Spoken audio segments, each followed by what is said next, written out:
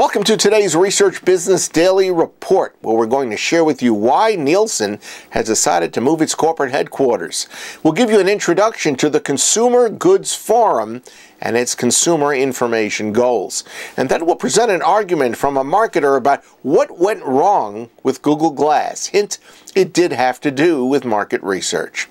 RBDR is sponsored today and this week by Nuance, offering multi-language verbatim coding services to help companies quantify the meaning of open-ended answers.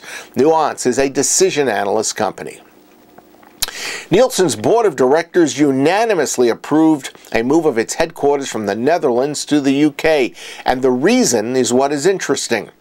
Nielsen noted that in its current legal domicile in the Netherlands, shareholder residency requirements limited investment by citizens who lived outside the US or the Netherlands.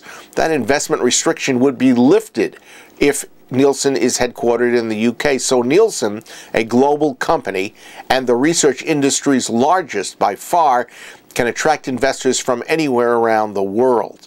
Shareholder approval will be required to make this proposal stick. Next, the Consumer Goods Forum is new to me and probably to many of you, but it is a global network of CEOs and senior management from approximately 400 retailers, manufacturers, service providers, and others across 70 countries.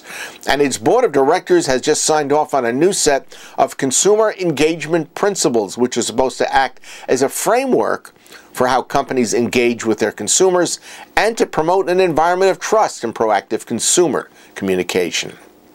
Now, these new principles call for consumers to choose whether their personal information is used and to have access to how that information is used, plus the ability, where necessary, to correct that information and/or have it removed. Consumers would also be able to listen and to respond to consumer feedback about the use of their personal data. And there would be protection of the reliability and accuracy of consumers' personal information. By the way, the underlying goal of this consumer engagement principle, I think, is quite worthy. And it is to have consumers view the industry as a responsible user and steward of consumer data and insights. Finally, Collin Sebastian is a marketer who decided to use Mediapost to break down the mistakes that he feels Google Glass made. As you may know, the product has recently been pulled from the shelf. Sebastian called Google Glass, quote, Exhibit A on how spectacularly a high-profile product launch can bomb, end of quote. And he cited as the fundamental reason idealistic visions for Google Glass by Google instead of quality market research into its target customer and defining why people would even need Google Glass. As you probably know, some restaurants banned Google Glass, and there were situations where wearers of glass were faced with verbal and sometimes physical harassment. Sebastian says that Google, by testing glass on its specific segment of people that it did, and at the price of $1,500, made it workable only for the elite, and unwittingly positioned Google Glass as a tool for wealthy geeks and not ordinary people.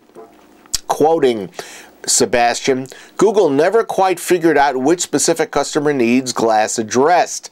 Although Google had an inspiring vision for Google Glass, the team behind the product didn't check it against reality.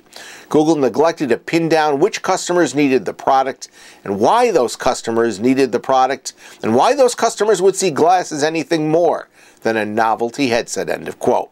Now, one thing Sebastian did not state that I believe Google did admit early on was that it was using Glass's beta launch as a testing ground to understand how Glass could or would be put to use by consumers.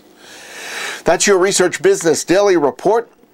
We have been sponsored by Nuance, offering multi-language verbatim coding services to help their clients quantify the meaning of open-ended answers. Nuance, a decision analyst company. If you'd like to know more about Nuance, and we encourage you to do so, we've created a link with the help of Nuance to check things out. It is www.nuancecoding.com. Many viewers of RBDR over the last year or so have checked it out and had more questions, and they have found themselves interested in this new service. So we hope you have a great research day, and we will see you back here tomorrow.